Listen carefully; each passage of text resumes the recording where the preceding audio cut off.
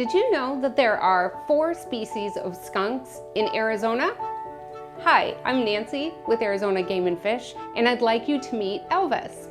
He is a striped skunk. Now, the black and white pattern of skunks is definitely the most noticeable thing visually about them.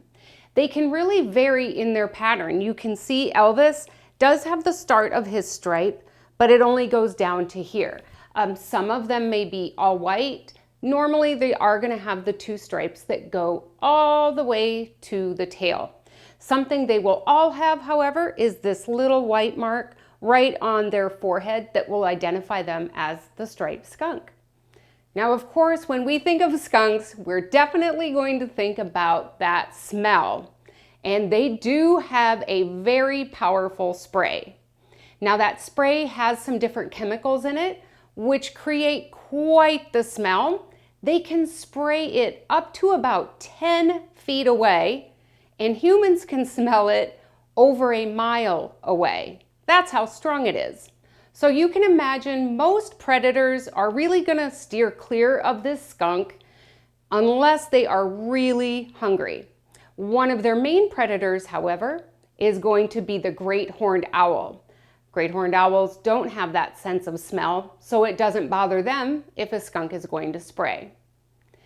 One of the cool things about these guys is they are very helpful to humans. They love insects, especially crickets, beetles, grubs, worms. However, they will eat really anything that's available, plant or animal matter.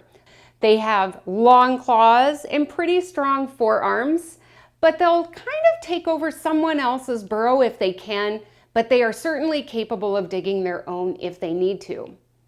Most of the time, we're really only going to run into these guys at night. So they are nocturnal. They're going to come out at night and look for most of those bugs, maybe berries, amphibians like frogs, lizards, eggs if they can find them. Something you might not know about skunks, their spray is different depending on the type of skunk it is. So we have the 4 different species of skunk here in Arizona: the hooded, the hog-nosed, the striped, and the spotted. And the striped skunk probably has the most sulfur-smelling spray. It has oils in it, which allow it to cling to surfaces like dog hair, our clothes, skin, and it does not wash off easily. That's why it's such a problem when someone's dog gets sprayed. There's nothing that really effectively controls it. And the worst part is, one of their chemicals actually reacts with water. So when we do give them a bath, it actually makes it smell even stronger. And scientists think that might be kind of a defense mechanism. So say a coyote gets sprayed by a skunk, and it's the first time he's ever been sprayed. And he'll think, man, that smelled terrible. Well, as an added incentive, when he goes to the watering hole and gets his paws wet, he's going to be reminded once again just how terrible it was to tangle with that skunk. And he's definitely going to think twice before he ever does it again. How cool is that? Now, these guys love to eat anything they can find. They're opportunistic, which means really whatever is available. So it can be anything from eggs to berries, lots of bugs. They love worms, beetles, grubs, maybe some small amphibians, or even some small rodents.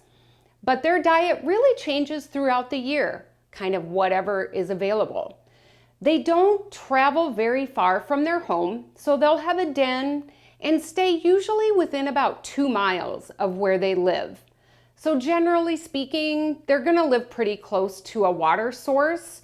They're not going to be found in our driest areas in the state. Skunks interact with their environment like everyone else. They use their senses. But a skunk can't see very well, so he's going to use his sense of hearing and smell more than anything. Now, we can smell them for sure, and we're more likely to smell them kind of in the summer to early fall. And that's because by June, they've had their babies and they're going to grow up pretty fast and start exploring with mom. And by the early fall, they're going to be out looking for their own territories. And sometimes those young skunks are startled more than the adults, and they're going to use that spray. So the best thing to do if you see a skunk out and about is to just give it its space and enjoy the view. Thank you, and if you want to learn more about some of Arizona's more than 800 species, check out the Arizona Game and Fish website or the Arizona Game and Fish YouTube channel.